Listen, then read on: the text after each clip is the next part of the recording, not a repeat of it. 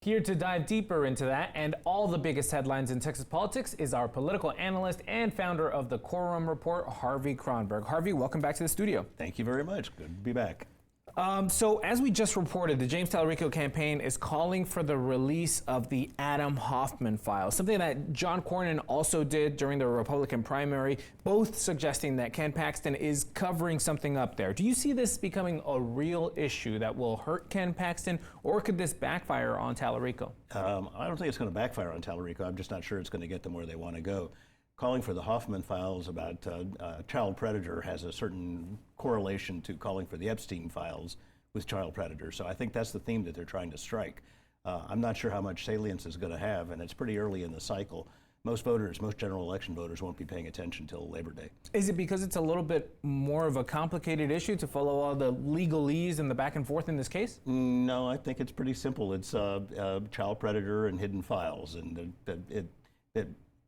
they're getting all this earned media parallel with the Epstein files, and that's only going to ramp up the closer we get to the election on a national theme. So you seem to think it's a good strategy for Tallarico to keep hammering on this? Well, I don't know what it's really going to accomplish, but it's just one more chink in the presumptive Republican advantage that Paxton has.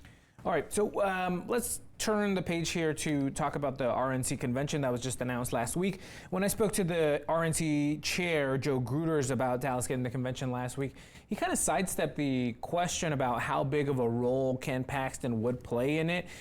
He sort of did that again in an interview with the Dallas Morning News. How should Texans interpret that? Wouldn't you want the Senate candidate at the top of the You would think list? That they're having this essentially to drive Texas turnout, because Texas is pivotal, and frankly, those congressional districts they drew were, shall we say, dicey, and they could actually lose seats off of those. What I think is going on is if Paxton implodes, they don't want him on stage. If his polling collapses. Yeah, interesting. We'll see what happens there. Let's talk about another issue, which is that last week, Governor Greg Abbott announced he was appointing Don Huffines, his former rival in the gubernatorial race, as Comptroller once current Comptroller Kelly Hancock steps aside at the end of this month. What message does that send, Harvey? And is this all about party unity? It is about party unity, but there's an interesting political sub-story going on here. It's presumed that Huffine is going to provide smaller revenue estimates. He's going to try and squeeze government.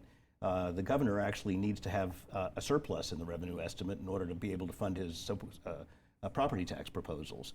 My guess is this is a fig leaf towards Huffines, because he's going to need Huffines' cooperation in order to be able to pass property tax, the elimination of some of the property taxes. Gotcha.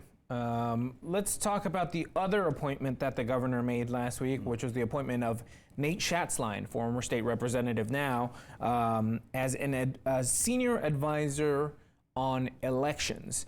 This after he had been rumored to possibly become Secretary of State. What do you make of this move, and who else is now in the running for that position? Well, what it tells me is that Secretary of State Jane Nelson is not going to resign, and the governor can't fire her. It's actually not in the Constitution to allow him to remove her. And she's been a pretty stalwart defender of elections. Nate Schatzline, on the other hand, there's not a conspiracy theory that he hasn't believed. He's an election denier. And the message that it really sends is that the governor is preparing all kinds of things to mess with, particularly the blue cities. Interesting. We'll see what happens. Harvey, thanks so much for joining the program. My pleasure.